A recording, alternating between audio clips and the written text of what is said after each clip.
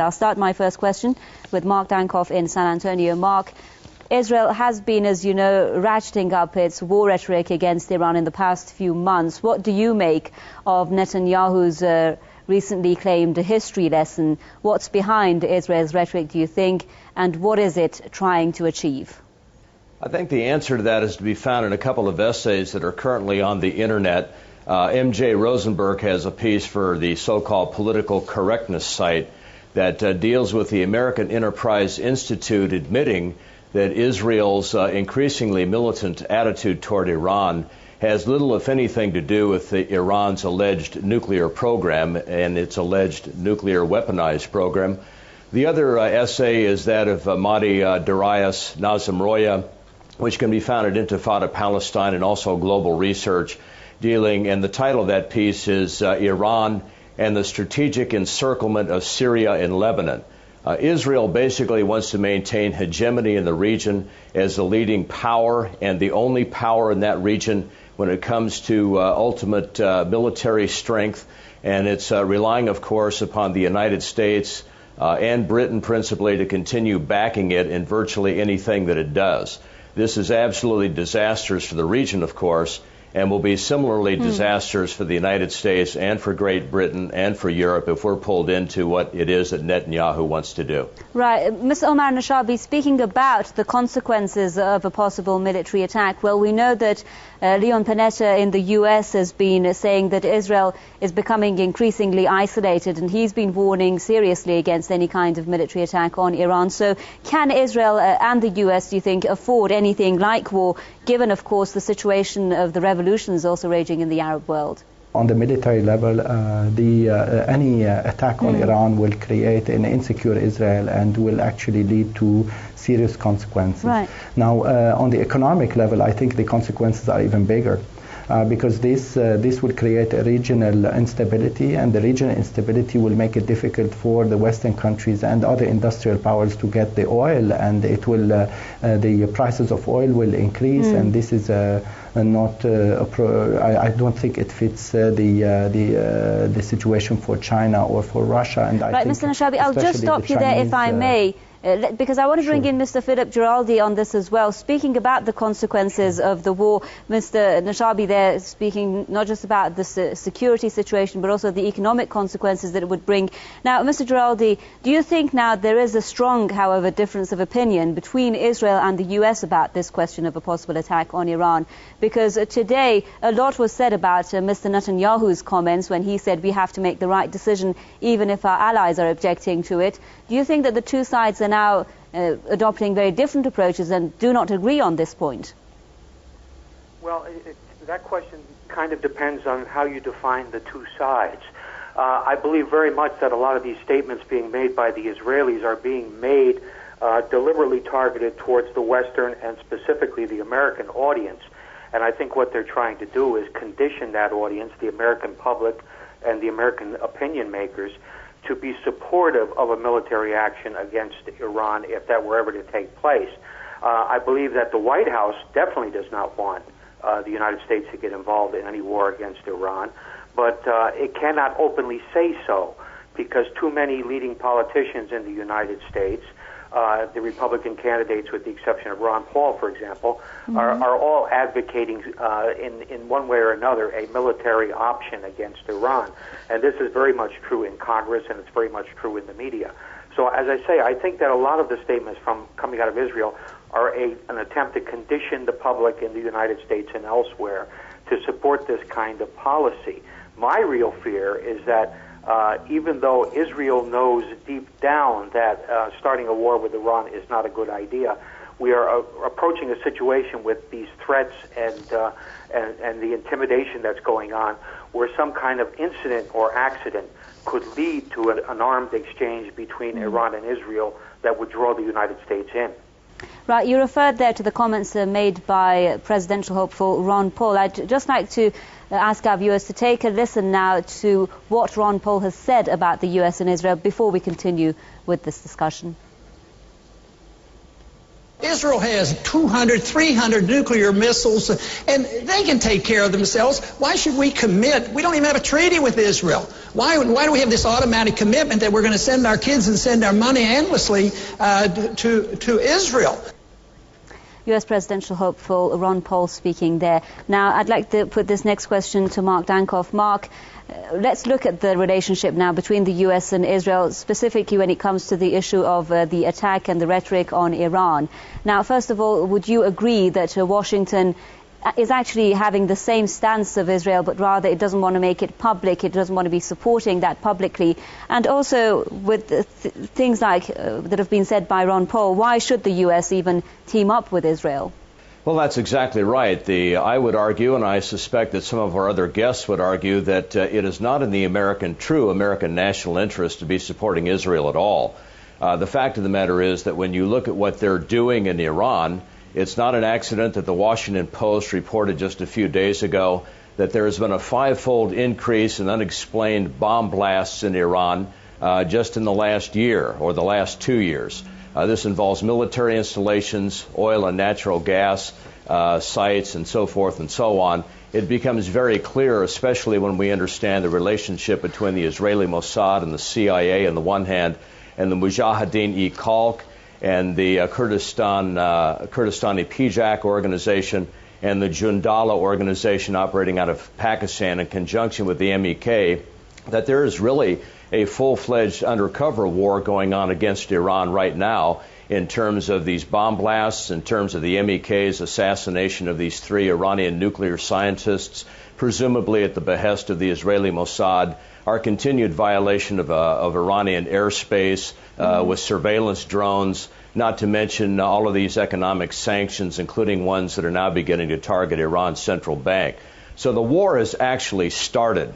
It's just a question of when the wider shooting war begins. And like Dr. Giraldi, I believe that Netanyahu is fully capable of arranging a false flag incident, be that in Israel, be that in Iran, be that in the Persian Gulf, be that in Europe or the United States, that can be pinned on Iran falsely and then will then justify a further escalation in American, Israeli, and British aggression against the Iranian regime. This is a terrifying time, frankly, and in conjunction with the economic problems in the West, it suggests that Benjamin Netanyahu may simply drag Americans by the nose into something that is not in their national interest. Because, again, the power of the Jewish lobby in the United States is unquestioned. If you follow the money trail into these American congressional races, if you look at the amount of Jewish influence that exists in the American news media and in the American educational system, it's clear what's happening here. And I'm afraid the United States is somehow tragically going to become more involved. Well, something interesting that Mark raised there. Mr. Nashabi, I'd like to put that question to you. He's saying that the war has already started. And, of course, a lot has been said as well about a covert war with Israel and the United States involved already starting on Iran, including a psychological warfare on Iran's nuclear program, including efforts to create a campaign of assassinations, cyber war, as well as a campaign of sabotage. Well, do you think, however, that this is something that will lead up to some kind of airstrike or military attack, or is the war going to stay at this stage because the U.S. and Israel cannot afford to take it into another level? Well, let's take a look at the variables. First, I just want to say that I agree fully with your guest from San Antonio when it comes to the Israeli lobby and how powerful it is in the United States. And all these speeches are really part of the election campaigns, because you know how influential the Israeli lobby in Israel is and how the effect it can have on the elections. And we've seen that before with Mr. Obama, before he was elected, when he had a long speech at the AIPAC, and also Mrs. Clinton, same thing. Now, I just want to point to 2 examples to add something to what has been said so far. There is let's just not forget that the Americans are just withdrawing from Iraq, and they just suffered a lot in Iraq. So many American boys were actually killed in Iraq. Of course, the American occupation of Iraq was really detrimental also to the American economy. It was, by all standards, it wasn't a successful campaign. And I think, therefore, the time frame is too short. I don't think the Americans would engage in another war against Iran that has a vaster territory, that has more power, that has a solid regime, that has the support of great powers such as, yes, the support is not absolute. There's no absolute support in politics, but there are some common interests with China and Russia that I think this time it's going to be far more difficult to engage in an attack on Iran than when this is a total different situation than when they invaded Iraq. So this is also one of the difficulties. And I want to bring back also 2006 and the Israeli attack on Lebanon and the failure of the intelligence. This is an intelligence gap that is very important. And I'm afraid, yes, the war of intelligence is ongoing between Iran and the Israelis and the Americans and also other Western intelligence. It's an ongoing war, yet there are some serious weaknesses when it comes to the most powerful intelligence apparatus in the region, and that is the supposedly the Israeli intelligence apparatus. And this weakness was very clear in Lebanon in 2006, and today we have, and also in Iraq, and I think also in Iran during the past strikes where the Western powers tried to interfere in Iranian internal affairs, and their attempts to actually change the regime from within Iran have failed altogether, although they had built hopes on that based on false intelligence. Mr. Giraldi, do you think then that for the United States the option of a military attack is simply out of the question? The option of a military attack is out of the question if it is the United States that were initiating it. I don't believe that the White House has any interest in starting another war. But as I said before, and Mark Danforth I think reinforced, the issue of Israel starting an incident or starting a war is a very serious one, because. But what about the consequences for Israel, Mr. Giraldi? Would Israel afford to do that? Well, Israel would do it on the assumption that the United States would get involved quickly, and I think that's a valid assumption, and that's why you're seeing all of these statements from Israeli leaders saying that Iran is an imminent threat. We have to do something about it. These statements come every week, and they're coming to convince the American public and the Western public that a war is probably an option that should be looked at. So if Israel were to start it, the media and Congress in the United States would immediately jump on the bandwagon and demand from the White House that the U.S. get involved. I'm convinced of that. So you're saying, Mr. Giraldi, that the United States would go for that move if it rather understands that Israel has made that decision, that despite all of the consequences that it may have for the United States itself, that it would approve of that move and would get itself involved? I believe it would get involved, and I cannot see any scenario in which it would not get involved, because the media in the United States would immediately be screaming that our poor little ally Israel is doing the job of attacking the Iranian weapons program, and we have to help them. And Congress would second that call. I cannot see how it would go any other way. Well, Mark Danforth, I'd like to put this question to you now, and that's the question of Israel's position in the Middle East. Now, there's been a lot of concern about Israel's nuclear weapons, for instance, and WMD. Ron Paul has been raising that concern also, even for the people in the United States. Now, talking about the nuclear stockpiles of Israel, do you think that this alliance between the U.S. and Israel is starting to turn into a liability rather than an asset for the United States, at least when the people look at it? This relationship is a liability for the United States in every conceivable way and always has been. It's a liability politically in terms of our standing in the world, not to mention in the Middle East and in Central Asia. It's an absolute economic liability when you look at the billions of dollars that get siphoned out of this country for the Zionist enterprise.